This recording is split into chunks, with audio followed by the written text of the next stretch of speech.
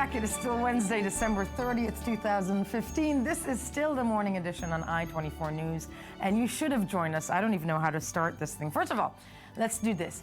Ami Kaufman's with me in studio. That's right. Yeah, you are with me. Yeah. And with me in studio is, you're going to say your name. My name is Avital Tamir. Avital Tamir, and you are of the famous group Bet Sefer. That's a, how should I refer to it, rock band? Yeah, it's a heavy metal. heavy metal rock band, yeah. And we have your twin brother with us.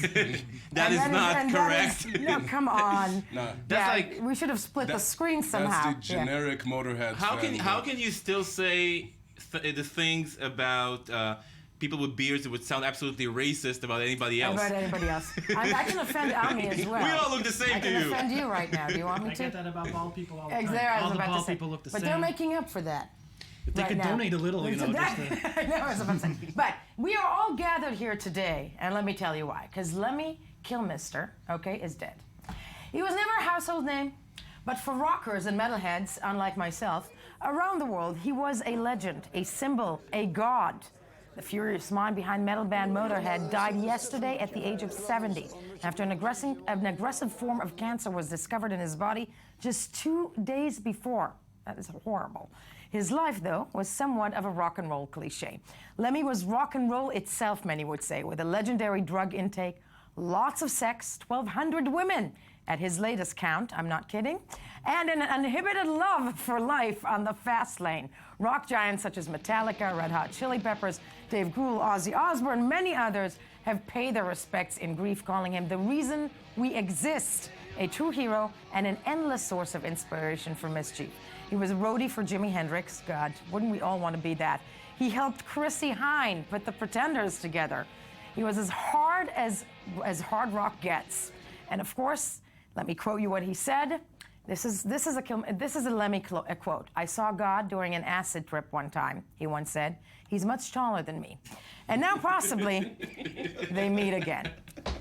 And the people who loved him are loving this. Ami and I have to say, yesterday on social media, are a bit baffled. Ami and I had to, it's not that we're old even, it's that we're not cool. I don't know. Probably, I guess. I have no clue who the man was. Okay. So maybe you were old. He's not cool. Thank you. We love this, the two of us. But in order to explain to people, let's take a look, okay?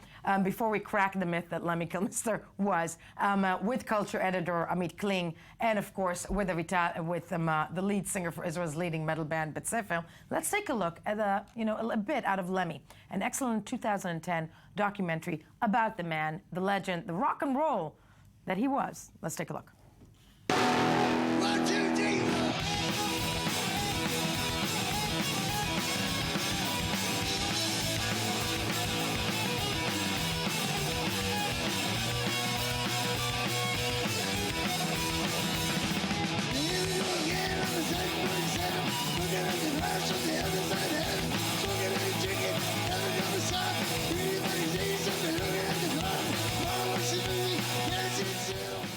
All the cool people in one film.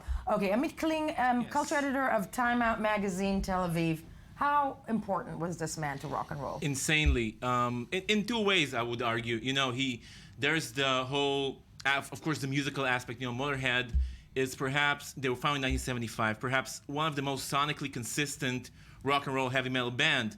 Across, I don't know, dozens of albums, I didn't even count.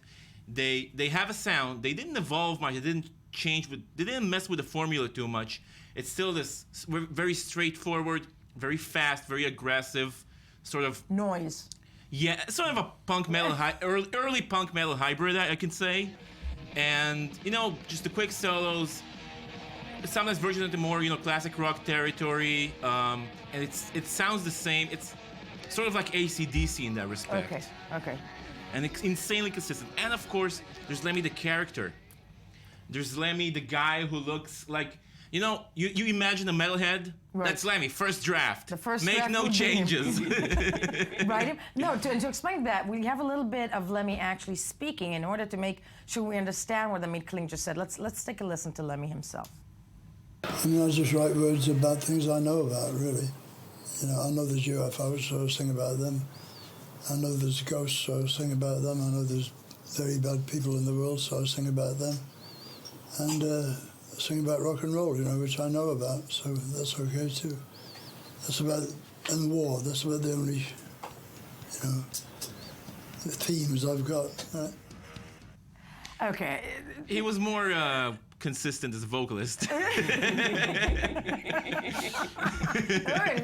But I want to hear the influences that he had on other, you know, on other rock bands, on the music, on the genre itself, on heavy metal. Did he influence, or was he just embodied the fact that? No, of course he influenced. I mean, when a band comes out sounding this loud, this fast, this hard, this early, this is 1975. Right. This is way before all of sort of 80s heavy metal and like American punk rock in the 80s, insanely influenced by that sound. By that sound, but The quick solos, fast-paced, breakneck drumming. And every time of the B'Tsefer band, you have a new one. You're going to talk to us about it in a second. But I want to see, you know, how he influenced you. Right on. Right on, man. There's a music video of your band, B'Tsefer. Let's hear it for a sec. Slut.